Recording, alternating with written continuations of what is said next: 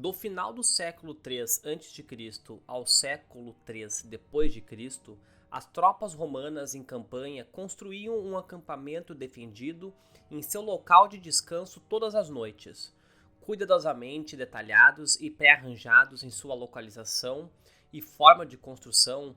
Esses acampamentos de marcha eram projetados para acomodar o quartel-general, pessoal, animais, bagagem e seguidores de qualquer formação de porte militar que fosse alojada. Hoje, um acampamento dessa natureza é chamado pelos historiadores de acampamento de marcha romano. Em nenhum lugar na história da guerra, até a época dos romanos, há registro de um uso tão extensivo de posições fortificadas. Muito raramente, a literatura dos gregos clássicos menciona acampamentos. Xenofonte descreve os acampamentos dos antigos povos de Esparta como sendo mantidos em boa ordem e circulares quando o terreno permitia. Ele não indica, no entanto, se eram regularmente fortificados. Mesmo no caso de Alexandre o Grande e seus sucessores, o fortalecimento de um acampamento é abordado apenas em circunstâncias especiais, implicando que não era feito de outra forma. Apoiando essa afirmação, há uma passagem do historiador antigo Políbio, que afirma expressamente que os gregos, a fim de se pouparem do trabalho de se entrincheirar, buscavam terrenos com proteção natural para seus acampamentos. Nem mesmo os romanos utilizaram acampamentos fortificados durante sua expansão na Península Itálica entre 389 e 281 a.C. Foi somente quando encontraram o rei Pirro do Épiro e sua falange de tipo macedônio, além da cavalaria tessália, que começaram a recorrer os acampamentos em marcha como dispositivo de proteção. Acossados na marcha pela cavalaria superior de Pirro e derrotados pelo rei grego, primeiro na Batalha de Heráclea em 280 a.C. e depois em Asculo em 279, os romanos tiveram a ideia de criar uma posição de retirada segura e fortificada em caso de derrota ou necessidade de reorganização. Assim nasceu o acampamento romano em marcha. O antigo historiador romano Frontino afirma que o projeto foi adotado daquele que Pirro usava para abrigar seu exército enquanto lutava contra os romanos.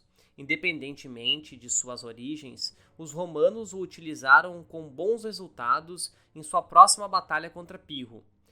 Em 275, nas planícies aurasianas, perto da cidade de Beneveto, um exército romano sob o comando de Mânio Cúrio Dentato derrotou decisivamente os gregos em um combate de gangorra, usando um acampamento entrincheirado como um ponto forte. Foi logo após essa importante luta que todas as forças romanas em serviço ativo construíram regularmente tais instalações após cada dia de movimento.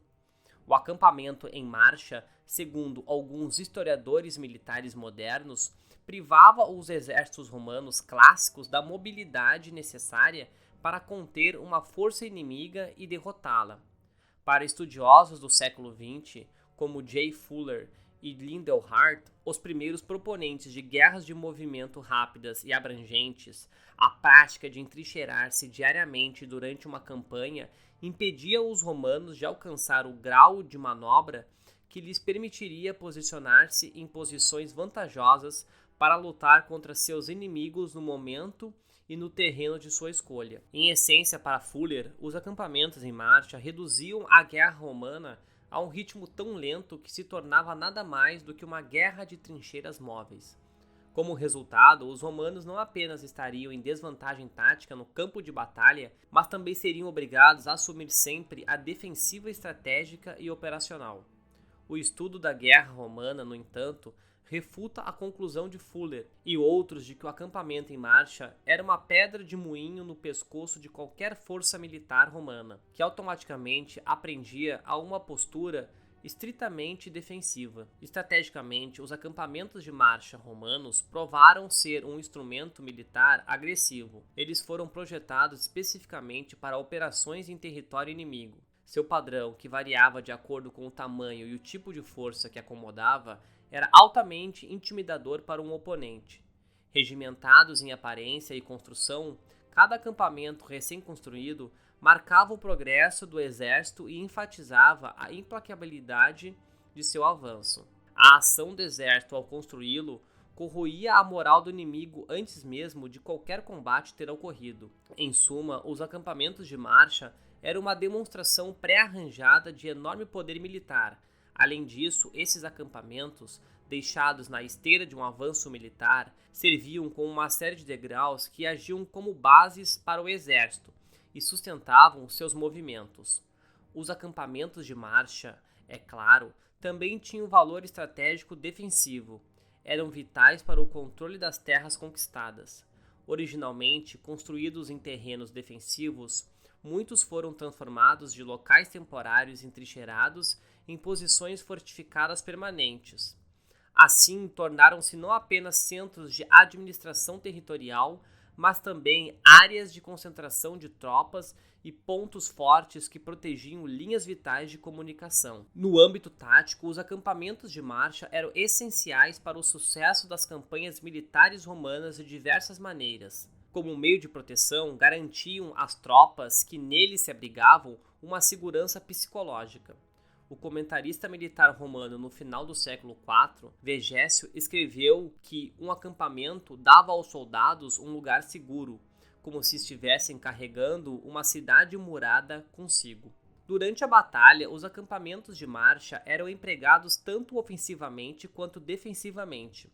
Ofensivamente, serviam como áreas de preparação e pontos de partida para ataques. Defensivamente, construíam uma base segura e uma área de concentração em torno da qual o exército podia recuar em segurança. Ambos os propósitos de acampamento em marcha em batalha foram ilustrados claramente durante a Batalha de Sabes, em 57 a.C., entre um exército romano sob o comando de Júlio César e as tribos belgas e seus aliados. Este combate, que ocorreu no que hoje é o sul da Bélgica, testemunhou um ataque surpresa dos gauleses contra o acampamento romano. Confusos com o ataque inicial dos gauleses, os legionários conseguiram se recompor e recuperar a compostura usando seu acampamento como uma tela protetora, guardando um flanco e a sua retaguarda. Eles então partiram para o ataque, girando em torno de seu acampamento e derrotando o inimigo. Acampamentos em marcha também atuavam como multiplicadores de força. Um exemplo disso é visto durante a Revolta das Gálias em 54 a.C., apressando-se para socorrer uma guarnição romana sitiada. Júlio César, com 7.000 homens, enganou um exército de 46.000 gauleses para atacá-lo. Ele fez isso construindo um acampamento em marcha que normalmente abrigaria um contingente romano muito menor. Acreditando que os romanos entrincheirados no acampamento era apenas uma fração de seus números reais, os gauleses marcharam sobre o local. Sobre os inimigos do acampamento, César lançou suas tropas sobre os inimigos, flanqueando-os e em seguida derrotando-os. Acampamentos em marcha também podiam ser usados como áreas de preparação para ataques surpresas. Isso foi realizado pelo principal tenente de César na Gália, Labieno, no que hoje é Tréveris, na Germânia. Labieno desencadeou um duplo ataque de flanco contra o exército dos Tréveros. Ele enviou sua cavalaria para fora dos portões dianteiro e traseiro do complexo, em uma carga devastadora que matou o líder rebelde e causou o colapso da revolta gaulesa perto do rio Reno no outono de 54. Durante o combate entre forças opostas, o acampamento romano em marcha podia servir como base de apoio de fogo defensivo ou ofensivo para tropas aliadas. A artilharia antiga na forma de balistas que atiravam flechas e catapultas que lançavam pedras de vários tamanhos. Era regularmente carregada para a batalha e posicionada no campo ou em posições entrincheiradas. Essas baterias de armas de lançamento de mísseis eram eficazes em centenas de metros e, como a maioria dos exércitos se organizava em seus acampamentos, e não mais de 3 km de distância das forças e posições inimigas, a artilharia romana podia ser muito eficaz antes, durante e depois de uma batalha. Isso foi visto rapidamente durante as guerras civis romanas, de 49 a 45 a.C., quando um grande número de acampamentos e posições entrincheiradas foram construídos pelas diferentes facções. Muitos desses acampamentos fortificados ficavam a apenas algumas dezenas de metros dos seus oponentes e eram mantidos por eles por longos períodos. No final da marcha de cada dia, as tropas legionárias em movimento eram reunidas em um local cuidadosamente selecionado no início do dia. Durante as 3 horas seguintes, ou mais, trabalhavam na escavação de um fosso perimetral, na construção de uma muralha e na montagem de uma paliçada com materiais pré-fabricados. Políbio escreveu que o projeto padrão da era republicana tinha o formato de um quadrado, mas sempre precisava se adequar às configurações do terreno e ao número de homens e animais a serem alojados no acampamento. Muitos dos acampamentos escavados do século passado, especialmente na Grã-Bretanha, revelam lados retos com ângulos de canto arredondados. Vegésio escreveu que os acampamentos deveriam ser construídos levando em consideração as configurações do terreno. Ele alertou que um acampamento seguro para a marcha deveria ser instalado perto de uma fonte abundante de água, madeira e forragem, e não ser ignorado por terrenos mais altos. Políbio descreveu os exercícios pelos quais os acampamentos foram erguidos. Um dos tribunos e os centuriões vão em frente para inspecionar toda a área onde o acampamento deve ser colocado. Eles começam determinando o local onde a tenda do cônsul deve ser armada. Em que lado desse espaço as legiões devem ser aquarteladas. Tendo decidido isso, eles primeiro medem a área do pretório, e em seguida traçam a linha reta ao longo da qual as tendas dos tribunos são montadas, e em seguida a linha paralela a esta que marca o ponto inicial da área de acampamento das tropas. Tudo isso é feito com pouca perda de tempo e a marcação é uma tarefa fácil, uma vez que todas as distâncias são regulamentadas e conhecidas. Eles então começam a colocação de bandeiras, marcando o acampamento. As equipes responsáveis pela organização do acampamento eram destacamentos de 10 homens, o que corresponde a um destacamento de bandeira na linguagem militar atual. Cada centúria do exército em marcha designava um destacamento de bandeira para a tarefa. Cada destacamento era comandado por um tribuno sênior ou um centurião. Esses grupos se deslocavam com a vanguarda do exército e carregavam consigo todos os instrumentos para delimitar o local do acampamento. Incluíam-se nesse equipamento uma variedade de bandeiras ou flâmulas coloridas usadas para identificar os vários segmentos do acampamento. O contorno do acampamento era geralmente marcado por uma vala, e o entulho restante era usado para construir uma muralha erguida na borda interna do acampamento. Esta era então reforçada com terra batida e reforçada por paliçadas. Estas últimas eram feitas de madeira local ou de estacas carregadas pelas tropas. Vegésio observa que a vala média do acampamento tinha 1,5 metros de altura e 90 centímetros de profundidade. Joséfo, o historiador da guerra judaica, menciona que os soldados que construíram os acampamentos usavam serras, machados, foices, correntes, cordas e cestos em sua construção, e que cada trabalhador carregava apenas uma dessas ferramentas. Os acampamentos eram geralmente quadrados ou retangulares e tinham 4 portões com a tenda do comando colocada ao centro. As ruas do acampamento eram dispostas em linhas definidas e símbolos codificados mostravam as direções para cada avenida, área de armazenamento, estábulo, cozinha no local. Pontos de reunião para as diferentes cortes de infantaria legionária, cavalaria e tropas auxiliares também eram marcados. Quando um acampamento estava sendo construído fora do alcance de um inimigo, toda a força, exceto por um pequeno piquete, participava do processo de construção. Quando o inimigo estava próximo, a precaução era que a metade da infantaria e toda a cavalaria fossem dispostas em ordem de batalha para proteger os trabalhadores que construíam o acampamento. A primeira legião, em cena, assumiria as posições defensivas e o trabalho real no acampamento não começaria até a chegada da próxima legião na linha de marcha. Um bom exemplo do tamanho de um acampamento de marcha pode ser obtido a partir de pesquisa realizada sobre o acampamento de César, construído pouco antes da Batalha de Sabes, em 57 a.C. Pesquisadores concluíram que o local usado para acomodar 8 legiões e outras tropas de César ocupava uma área quadrada de 160 hectares. Usando esses números, o fosso ao redor teria 1,5 metro de largura, 90 centímetros de profundidade e 3.120 metros de circunferência. Especialistas acreditam que a tarefa teria levado 3.200 a 5.600 horas, dependendo das condições do solo, e envolvido mais de 2.000 homens. A muralha do acampamento de marcha foi construída a cerca de 60 metros das fileiras das tendas. Esse arranjo colocava as tendas fora do alcance das armas mais longas.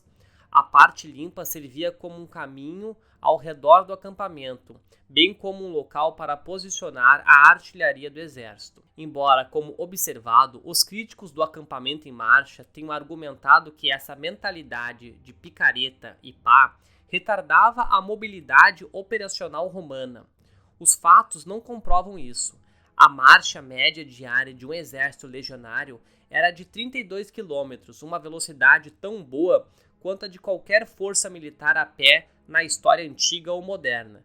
Diante de um outro exército romano, como durante as guerras civis, essa velocidade não era uma desvantagem, pois ambas as forças percorriam a mesma distância durante o mesmo tempo, e a maioria das batalhas eram disputas de peças preparadas, bem recebidas por ambos os lados. Contra os inimigos bárbaros que os romanos enfrentaram na Gália, Britânia e Germânia, a velocidade de movimentação romana provou ser muito superior. As tropas de guerra gaulesas e germânicas não consistiam apenas de soldados montados, mas também de mulheres, crianças, carroças e rebanhos de gado viajavam com os combatentes. Colunas com quilômetros de extensão permitiriam apenas uma marcha de 5 a 15 km por dia, pontuada por dias de descanso necessários. Essa condição bárbara crônica possibilitou que César interceptasse seus inimigos durante as guerras gálicas com pouca dificuldade, ou os evitasse ao resgatar forças amigas. A corrida para capturar os Evélcios em 58 e o socorro ao acampamento sitiado de Cícero em 54 são bons exemplos. O fato de que o acampamento romano era um bastião formidável e comprovado pelo fato de que nenhum deles caiu para os inimigos de Roma durante as guerras gálicas, e o único grande que caiu durante as guerras civis foi o acampamento de Pompeu em Farsalo, mas ele abandonou após a batalha, não sendo atacado pelas tropas de César. Lívio, cronista da história romana, escreveu que Roma foi capaz de derrotar seus inimigos e criar um império graças à coragem, trabalhos e armas. A árdua e ingrata escavação repetitiva de acampamentos desempenhou um papel tão importante nas conquistas marciais de Roma quanto sua coragem e suas armas. Se você gostou desse vídeo, deixe um like e se inscreva no canal. Grande abraço a todos!